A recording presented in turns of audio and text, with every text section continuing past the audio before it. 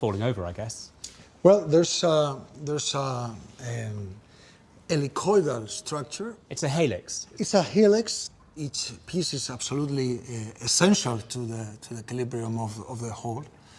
And all that circuit culminates with the 20-ton granite stone.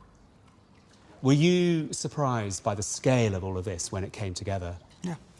I was very surprised that even though we use these heavy traces of structure that are massive, we obtained a very light space, very transparent and light space. By the action of lifting, of the effort of the structure, of almost unearthing, the space became fluent and light and transparent.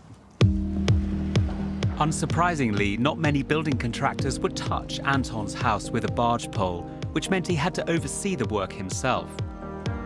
Having calculated every position and maneuver in advance, it took just 7 days to build the structure of his family home. And this is a family house, isn't it? You have children. We have 4 kids, different ages, from 4 to 16. The 16-year-old loves the courtyard to do his birthday parties, and the 4-year-olds love the transparency because they could be all over the house without being confined or enclosed. How do you feel about this space now? Where is the most potent bit of joy in this house? I think there's 2 moments of joy in this house. The social moment that is confined and embraced by the structure in this courtyard. It's an open courtyard. And another extraordinary moment of this house is that you get the panoramic views when you go to bed at night. Well, we love this house. And so do we.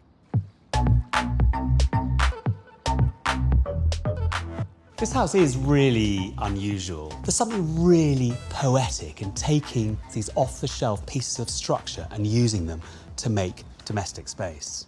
I think what will always stay with me about this house is arriving to find an heroic Greek temple behind a gate on a suburban street.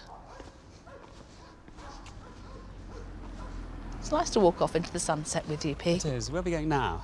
We're going off the beaten track to a sleepy, historic corner of northwest Spain, barely touched by tourism.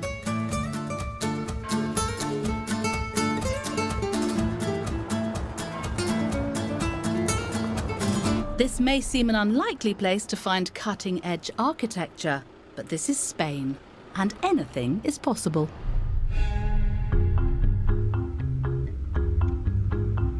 Our next house turns tradition on its head.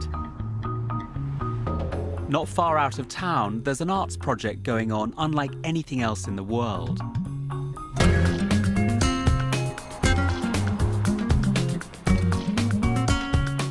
And it's out there somewhere in this densely forested mountain region. Our sat-nav has brought us to the end of the road. Top of the hill. And still no sign of civilization.